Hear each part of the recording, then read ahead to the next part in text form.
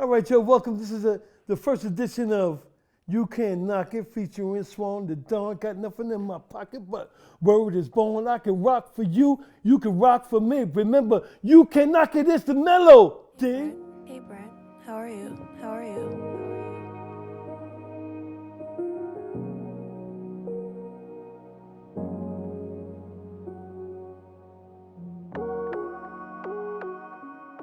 Hey, what's happening, people? I am Swann The Don, a.k.a. the Chinaman DJ Swann, all of that.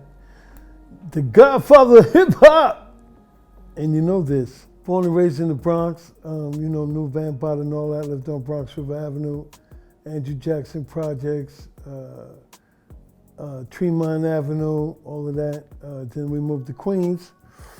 Then I started having children. I had the first two children in Queens. Then I got 2 apartments in Brooklyn, 289 Fountain Avenue. We was there for about 14, 15, 16 years.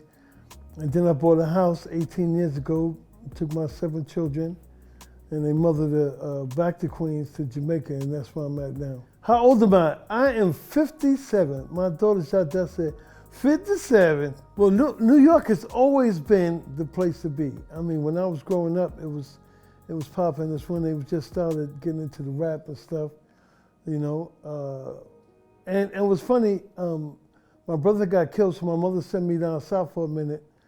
And if I would have stayed in Georgia, who knows? Because they didn't even know what rap was when I got there.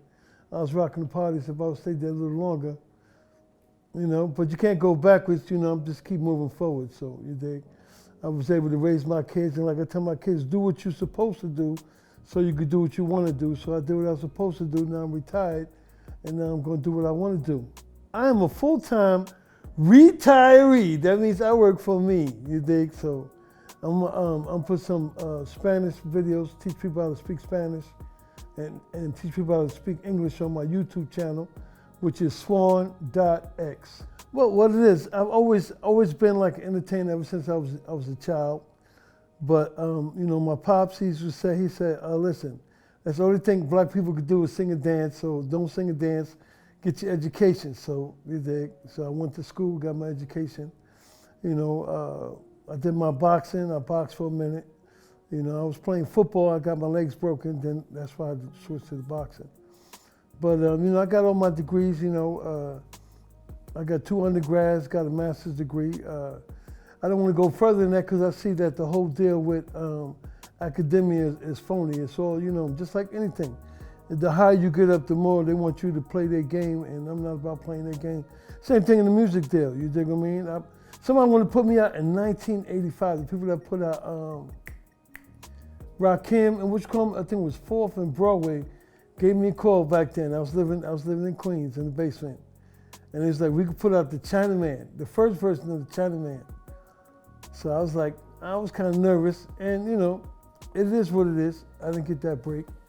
I went to the next plateau, they wanted to put out my stuff, but the dude was leaving on his trip, the president. So I didn't get the energy from the A&R when I came back, so I didn't have the same energy, so he wanted me to do other stuff. So I wasn't about that. But everything happens in its time. So I'm just, doing my thing, enjoying my life, trying to enjoy my kids in my house and my new truck. And, hopefully these women will get to enjoy me a little bit more. Everything I do, I try to set a high level for myself, whatever it is. If I'm teaching driving, if I'm teaching Spanish, if I'm teaching English, when I was teaching my kids how to walk, talk, squeak, squawk, whatever it is, I put it all in it, because you gotta have a certain level of professionalism, or a certain level, I should say, of quality for yourself. You gotta set your own standard. I believe I gotta set my own standard. I don't want people to say, oh, you should do it this way, you should do it that way. No, I'm doing it the way that I do it, because that's what I believe is the highest level. Well, the importance of staying solid and genuine, you never get lost. So when you fake, you keep forgetting who you are, and that's going to lead eventually to, you being schizophrenic or having, multiple personality disorder, because you don't know who you are. You're so busy playing all these different roles that you lose sight of who you are and what you are. Listen, and talk about adversity. People don't try to kill me so many times. My death certificate was signed in 1976, April 19th. they said a priest came by, administered the last rites. They sent me to Franklin General.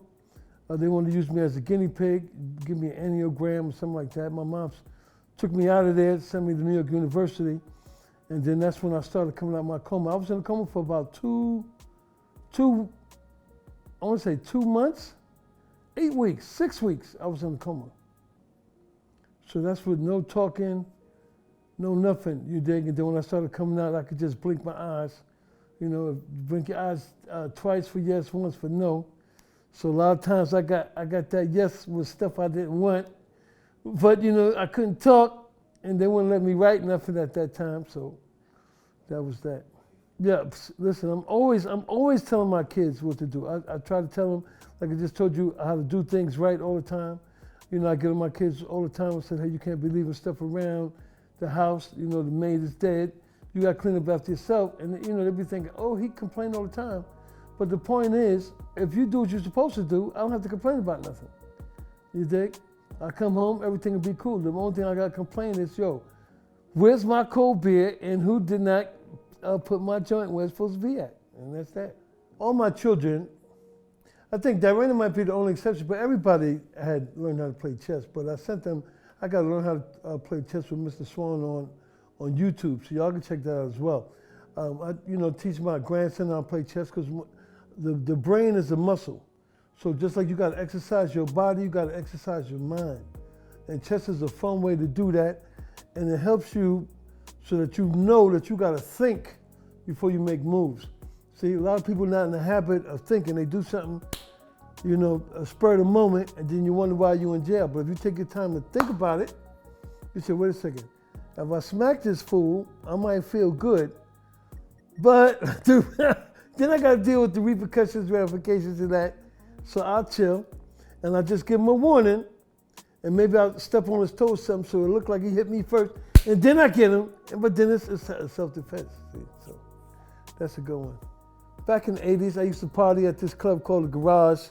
If that club would have stayed open, I probably would have been out because they would have been playing my music. You dig? So, but make a long story short, in 85, my fake sister told me about this guy that had a studio that was looking for rappers. So I went over there, said I could rap. He threw on the beat. I split a crazy freestyle. He wanted to put it out. So we made it, and then that's the thing that they're going to do with Fall from Broadway. But that's the Chinaman. I got a different version on my Why You Be Hating on Me project. But it's still on there. It's basically the same thing. I just changed the sound, updated the sound so it's more 2000. It's more this century because it had that old bass, the 808 from back in the days, from last century. So I got to try to step up my game with the technology and all of that. Listen, there's a lot of people I was digging. Of course, in my era, Michael Jackson, Prince, Stevie Wonder. That's why like most of my songs got like a little message in it from that's Stevie doing his thing, Lionel Richie. But then also, I got a little flavor with my voice from listening to the New York City Peach Boys. That's going back to the Paradise Garage days.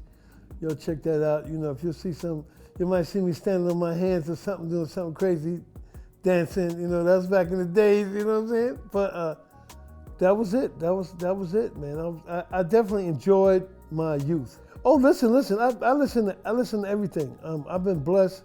Like I say, my hashtag is always love your children. Because they always, they try to get on my nerves and do different silly things to agitate me. But at the same time, they help me sometimes. You dig what I mean? So I take what I can get. So having said that, like my son gave me Tidal. So any music that's out, I already know about it before it's out. You dig? So I know about it. You name anybody, and then me and my baby daughter was on the vibe with the music. We would exchange stuff. I put it on like Erykah Badu and who's the chick I got? Who's the chick from Philly? Jill Scott, right. So I put it on to those people. And then she in turn put me on to some, I listened to some cast, I can't remember the name. I put it on to Oh man, I can't remember this guy's name. He plays Pac. What's his name? Pac. Anderson .Paak, right? Because to me that's cool. This guy's playing the drums. You know how you got to be. You know how crazy you got to be to play the drums and sing at the same time, and that's crazy. But I guess it's the same thing as playing the keyboard. You dig? I've been messing around with the keyboard, so I can sing and play a little bit, a little something. I'm gonna tell you, originally that song, Why You Be Hating on Me, some people from France sent me the music because they said they wanted to work with me. They heard my voice. All right. I write the song. I go into the studio to mix the song. So then these cats say, all right, they want me to send them 40 euros an hour for them to remix the song. So I'm saying that's crazy. So what I did was I made a cappella version of that song and I sent it out. So various people wanted to get on it and they put the music to it. So instead of just picking one music, I just incorporated all of them because the name of the album is Why You Be Hating on Me. So I believe on the album I've got at least 6 versions. Six of the songs is Why You Be Hating on Me. And then I got 2 versions of You Don't Have to Say You Love Me. And then all the other songs is just original songs. Here's the thing. I always reflect on this. I believe it was Jean-Paul Sartre. He's a writer, playwright. He was also a philosopher. And his philosophy was that everybody is born with all the knowledge that they need in life. And it's just various instances or circumstances that awaken that knowledge.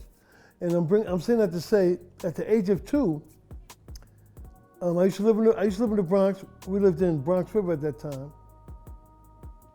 No, I lived in Tremont. It was Tremont. Yeah, we was in Tremont. Going to visit my grandmother, who lived in Andrew Jackson Project, was also in the Bronx, but South Bronx, and we was on the East Bronx. All right.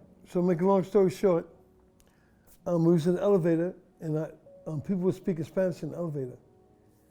And at that point, I was 2 years old. 2 could have been over the 3. And I said, I can speak Spanish. And my moms and pops, they always kid me with that because they was like embarrassed. No. You don't speak Spanish. I said, I can speak Spanish. Mala que si vente. And the people smiled at me like, oh, you fucking bastard. You know what you're talking about. You know what I mean? But it was then, and then I always knew I could speak Spanish. And then once I got to 6th grade, I was exposed to it. And then I was in 7th and 8th grade. I took together because I got skipped in school. So 7th, 8th grade, 8th and 9th grade, I took Spanish. I was getting 99s on my report card. You dig? I was 13 when I went to high school in the 10th grade. I took the Regents.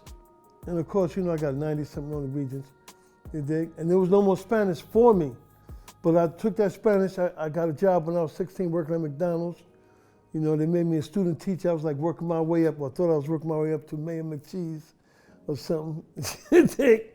But I used my Spanish every chance I could get. And then once I decided to be a teacher, I initially was going for math, to be a math teacher, because my first degree is in accounting. I got in accounting because I thought accounting was math, which it's not. Accounting is a very lonely job, and I'm the type of person, I'm a people person. I need that social intercourse, so I didn't really take to that job. So I went back to school to be a math teacher. And the math teacher, Mr. Miller at Brooklyn College, he was like, yo, you smart man, you intelligent man. What's happening with you on these tests? And the thing was, at that time, I had 2 children, 2.5 children, had a 3rd child on the way, working full time, paying for my apartment or whatever, raising my kids. And I didn't have time to do that studying. With math, you got to do like 100 problems every night. So I would always get the concept in class and know everything in class, but I didn't put the time in. So he said, well, hey, what else do you like to do? I said, well, I sing and I act. And he said, well, what can you do that can accentuate or supplement, your artistry? So I said, well, hey, I've always had a knack for language, Spanish in particular. So he said, hey, so that's it. Why don't you do the Spanish? And then from there, I got my degree in Spanish. I taught Spanish. And now I'm a retired Spanish teacher, you dig? And now I'm trying to, help people learn Spanish, learn English, and of course learn my music and do what they can do and learn how to be a good parent. I'm gonna be doing parenting classes next, because I got 7 kids, they all graduated from high school. So that's that. So listen, I definitely know it's gonna be something special because, I mean the name, You Can't Knock It, that says it all. Because You Can't Knock It is saying you gotta try something before you can criticize it. So when you say you can't knock it, whatever it is that we're trying to do, it's gonna get done because we're trying to do it and can't nobody knock it. And it can't knock me off of my throne. So here we go, back to the freestyle. Understand, Mr. Swann is versatile, China man. I do my thing all the while for the people and check me out. Somebody say, yes I can. Like Obama, I did this beat like yo mama. Whoo! You can call me daddy, that's right. I used to drive a caddy, and that's right. The chicks be mad just because I be that baddie. Ooh, as I gotta go on, people get your throw on. Say, Mr. Swann, could you maybe lay slow it up, but I fuck it up. Can I curse? I don't give a fuck, but if I can't, then I gotta say something else. Mr. Swann, don't dish yourself. Okay, all right. All right, people.